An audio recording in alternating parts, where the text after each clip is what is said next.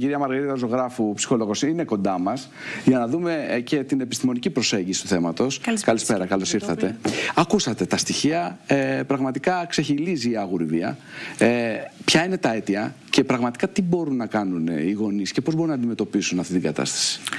Δυστυχώς γινόμαστε μάρτυρες και κοινωνία κάθε μέρα τέτοιων περιστατικών ανήλικης βίας, η οποία δεν έχει τέλος. Από τις αρχές του 2023 μέχρι σήμερα έχουμε καταγράψει περιστατικά που ξεπερνούν τριψήφιο αριθμό. Αυτό για τη χώρα μας είναι κάτι το οποίο είναι σοκαριστικό. Η οικογένεια έχει πολύ μεγάλη ευθύνη στο κομμάτι αυτό, αλλά έχει και το σχολείο και η πολιτεία. Κύριε Παναγιωτόπουλε, έχουμε μαζί συζητήσει πολλές φορές σε ραδιοφωνικές εκπομπές, έχουμε μιλήσει πολύ για το κομμάτι αυτό.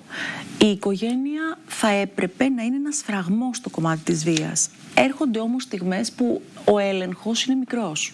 Αυτός ο έλεγχος που είναι μικρός έχει αίτια κοινωνικά, οικονομικά? Ποιο είναι το υπόβαθρο? Είναι και η μεγένθηση του ψηφιακού κόσμου μέσα από τις πλατφόρμες, τα social media? Οι γονείς έχουν χάσει τον έλεγχο μέσα από όλες αυτές τις διαδικασίες? Θα σας πω, πρώτα απ' όλα ξεκινάει από το κομμάτι ότι η επικοινωνία, η ουσιαστική, η πραγματική, η αληθινή επικοινωνία του γονιού με το παιδί είναι πολύ περιορισμένη. Δεν είναι ποιοτική όπως θα θέλαμε να είναι. Οι γονείς δουλεύουν όλη μέρα. Και τώρα έρχεται και το 13ωρο. Σωστό. Που λέει η κυβέρνηση, αφού το θέλουν οι εργαζόμενοι. Αν βάλουμε 13 ώρες πήγαινε έλα στις 2 διαφορετικές δουλειές, νομίζω υπερκαλύπτει το 24ωρο. Άρα δεν υπάρχει χρόνος για τα παιδιά. Και την ίδια ώρα η κυβέρνηση εξαγγέλει μέτρα για το θέμα του δημογραφικού. Και αυξάνει το ωράριο εργασίας. Είναι θλιβερό το γεγονός ότι 724 τμήματα δημοτικού σχολείου πρώτης τάξης δεν άνοιξαν. Δεν άνοιξαν. Δηλαδή έχουμε σταθερά λιγότερα παιδιά. Και αυτό αυξάνεται. Και αυτό αυξάνεται βαθμία, γεωμετρικά. Έτσι. Όσον αφορά τώρα το κομμάτι της επικοινωνίας, η επικοινωνία λοιπόν είναι μικρή.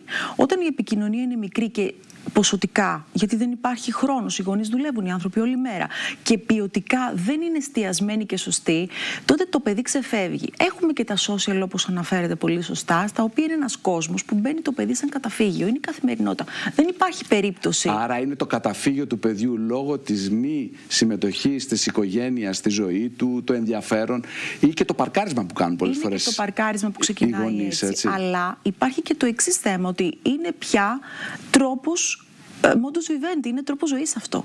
Οπότε δεν υπάρχει περίπτωση ένας νέος να μην καταφύγει στα social media. Εκεί λοιπόν βλέπει τα πάντα. Τι βλέπει? Βλέπει ακριβώς το πώς λειτουργούν οι συνομιλικοί του, και με την παγκοσμιοποίηση έρχονται εικόνες και ρεθίσματα σε κάθε παιδί, το οποίο είναι από όλα τα μέρη του κόσμου ταυτόχρονα. Διαφορετικές κουλτούρες, βία, είναι και ο αλγόριθμος και όλα τα σχετικά. Νίκο, μου επιτρέπετε, μιλώντας σήμερα με κάποιον αξιωματικό της ελληνικής αστυνομίας, όταν ρώτησα, ρε παιδί μου, γιατί γίνονται αυτές οι ληστείες με μαχαίρια σε συνομήλικούς τους, μαζί με κορίτσια, μαζί και αγόρια, μου απάντησε, όταν συλλαμβάνονται, λένε ότι το κάναμε για πλάκα. 2,5-3 ευρώ. Γιατί έχουμε κανονικοποιήσει τη βία, έχει γίνει πια κάτι το οποίο είναι ανεκτό, είναι αποδεκτό. Τα παιδιά έχει κανονικοποιηθεί μέσα από τον ψηφιακό κόσμο που βλέπει. Σαφώς, είναι εκτεθειμένα τόσο πολύ σε βία περιστατικά. Άρα σου λέει, αφού το βλέπω εδώ στα social media και γίνεται, ακριβώς, είναι και τα likes. Είναι και τα likes, και αυτόματα δημιουργεί έναν λανθασμένα υπερήρωα. Είναι ένα πρότυπο το οποίο είναι λάθος και το οποίο τι κάνουν τα παιδιά? Καλούνται να μιμηθούν και καλούνται να αποδεχτούν. Για ποιο λόγο? Γιατί, θα μου επιτρέψετε τη λαϊκή φράση, είναι η μαγιά που δείχνει εκείνη τη στιγμή ότι εγώ είμαι κάποιος και όλοι τον ακολουθούν. Στο διατάφτα. 3 συμβουλές που μπορούμε να δώσουμε στους γονείς.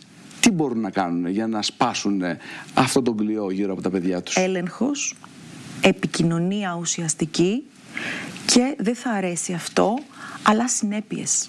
Δεν μπορεί μια κατάσταση να βγαίνει έτσι και να μην υπάρχει συνέπεια ούτε από το σχολείο, ούτε από, γιατί και εκεί κατά κάποιο τρόπο γίνεται αποδεκτή σιωπηλά η βία, ούτε από το σπίτι, αλλά και ούτε από την πολιτεία. Μιλήσατε για πολύ μικρές ποινές. Εγώ δεν μίλησα καθόλου για ποινές. Για αυτή τη συνέπεια, τέλος μίλησα πάντων. ότι 15 ετών και κάτω και πολύ καλά γίνεται. Δεν μπορεί ένα παιδί να πάει στη φυλακή, εννοείται. Σαφώς. Εννοείται. Υπάρχουν άλλες ποινές. Υπάρχουν άλλες ποινές. Όμως σκέψου, Νίκο, ότι στο Βόλο είχαμε να κάνουν μάθημα μία ολόκληρη τάξη με 2 κοινωνικούς λειτουργούς μέσα. Στο Βόλο. Και όσο περισσότερο αυτό γίνεται, εξελίσσεται, καταλαβαίνετε ότι όλο και θα γίνεται περισσότερο. Μάλιστα. Κύριε Ζωγράφου, σας ευχαριστώ πάρα πολύ. Εγώ σας Να είστε καλά. ευχαριστώ. Πάμε σε ένα σύντομο διαφημιστικό διάλειμμα και επιστρέφουμε.